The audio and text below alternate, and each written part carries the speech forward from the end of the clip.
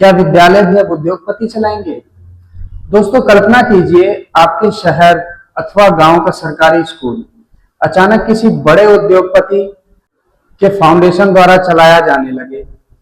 अच्छी building, smart class, अंग्रेजी में शिक्षा और अन्य कई सुविधाएं कम फीस के साथ।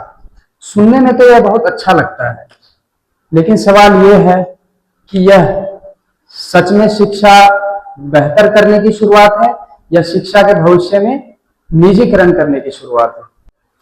दोस्तों हाल ही में खबर आई है कि अडानी ग्रुप के अडानी फाउंडेशन और दुबई की शिक्षा कंपनी जेम्स एजुकेशन दोनों मिलके एक जेम्स स्कूल ऑफ एक्सीलेंस नाम से स्कूल खोलने की तैयारी कर रहे हैं, जिसमें से पहला स्कूल लखनऊ में खोलने की बात कही जा रही है। दावा किया जा रहा है कि आधुनिक सुविधाएं होंगी, शिक्षा की गुणवत्ता बेहतर होगी और कुछ सीटें गरीब बच्चों के लिए मुफ्त भी रखी जाएंगी। अब सरकारी स्कूल भी यदि उद्योगपति ही चलाने लग जाएंगे तो सरकारी स्कूलों का कॉन्सेप्ट धीरे धीरे खत्म ही हो जाएगा।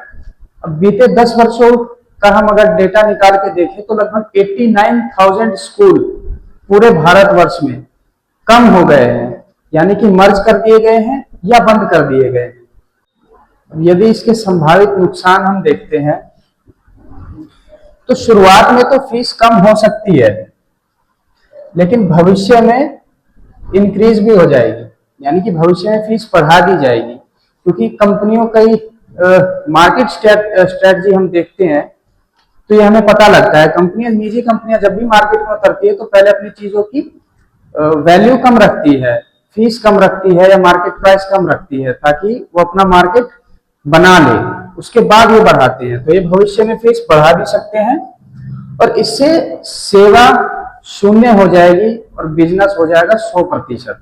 यानी कि जो पढ़ाई हमारी, जो एजुकेशन, जो हमारा अधिकार है, फंडामेंटल राइट है, उस पर भी अब कब्जा हो जाएगा उद्योगपतियों का। और कंपनियों की मुख्य मंशा यही है, बेशक लंबे समय में तैयार हो, लेकिन एक बड़ा और परमानेंट एजुकेशन मार्केट तैयार करना।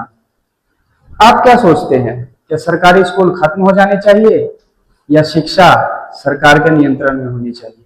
अगर भविष्य में सरकार ये फाउंडेशन, ये कंपनियां आपको इसके फायदे बताती है तो आप इसके फायदे मान लेंगे या इसके संभावित नुकसान के बारे में भी आप सोचेंगे? अपने विचार कमेंट करके बताइए। मिलते हैं अगली वीडियो में, तब तक के लिए जय हिंद, जय भारत।